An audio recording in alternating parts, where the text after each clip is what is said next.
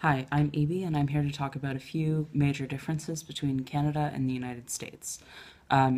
Before I start, I'm just going to acknowledge that I am a white Canadian, and I was born in Canada, so my experience is different than a lot of people of color, a lot of visibly disabled people, a lot of immigrants, and people living outside of Ontario. I live in the most populated province, so I have a lot more privilege than a lot of people living in more rural areas of Canada.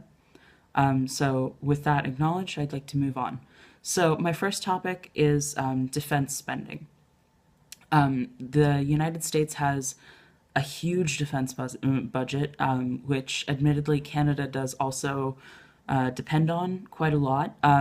So, the reason why Canada doesn't own Alaska is because it's actually for Canada's defense. So the United States owns Alaska because they have a bigger military than us, so they're more capable of defending us. So I'd like to thank the United States for keeping us safe from Russia throughout the Cold War. Canada spends only $16 billion.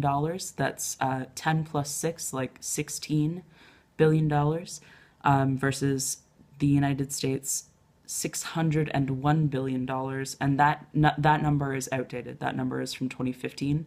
Donald Trump has since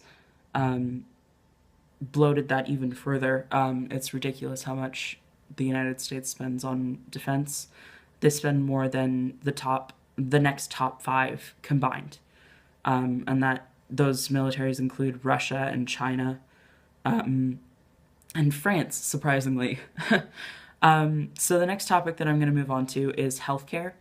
Per person in the United States, people spend about $9,086 a year on healthcare. This is out of pocket or through an insurance company, which right now is covered by Obamacare sometimes. In Canada, the government spends about $5,988 per person. This doesn't mean that we receive less quality care. If you watch Michael Moore's Sicko, he interviews a few Canadians, and I would agree with their sentiments entirely. We have a very good healthcare system. If I break my arm tomorrow, I don't have to worry about paying 600 or whatever it is, like $6,000 for the cast. I can just go into Emerge and they'll fix me up. I don't have to bring my wallet even. I just have to bring my OHIP card. So there's that. Another difference is the fact that Canada has two official languages. We have English and French as our two official languages in our provinces. So right now, I'm living in Ontario, which is an Anglophone province. Of the 13 provinces and territories of Canada, 11 are Anglophone. Although Northwest Territories and Nunavut are also bilingual, but their other official language is Inuktitut, which is a native language spoken by the Inuit. New Brunswick is also bilingual, but they're bilingual with English and French. And Quebec is francophone, which means that they only speak French. They are taught English in school, and we're also taught a bit of French in school. But if you go to Quebec, they're more likely to speak English than if you come to Ontario and expect people to speak French, because we don't really speak French. Another big difference is that the United States has only two political parties, which means that they kind of butt heads more often, and they feel like they have to disagree and they have to be polarized. Whereas in Canada, we have four different political parties, and they each share ideas with at least two of the others. So, for example, all of our parties believe in a free healthcare system for all people, and that's not controversial at all here. I don't fear having my healthcare taken away anytime soon. But there are differences. For example, the Liberal Party, which is in power right now, believes in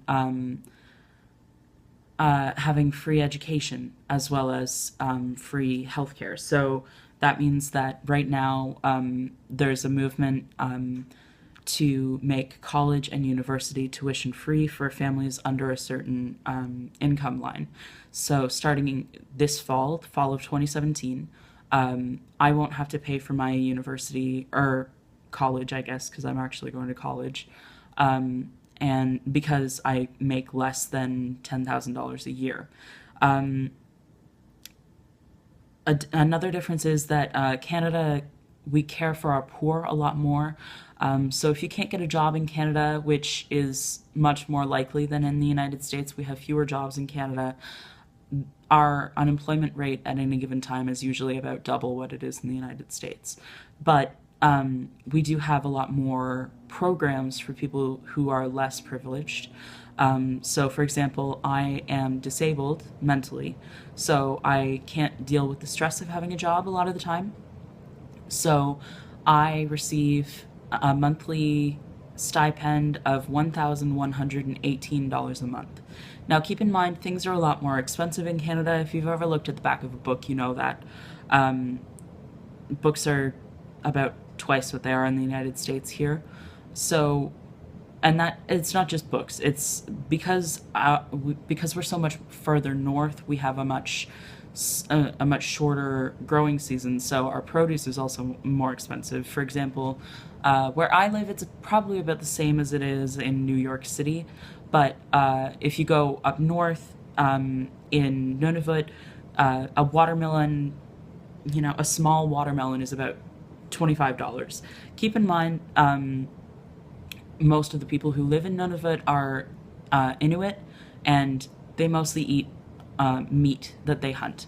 So there's cultural differences, and I understand that, but you can't grow anything there.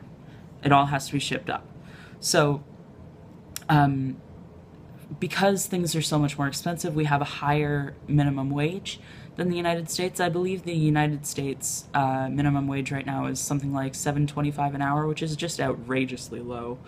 Canada right now, our minimum wage is $11.75, which is still too low to pay most rent in Canada at in a minimum wage job. Most people work two full-time jobs, at least at the income level that I'm at. So yeah, I mean that's about all I'm gonna have time for in this video.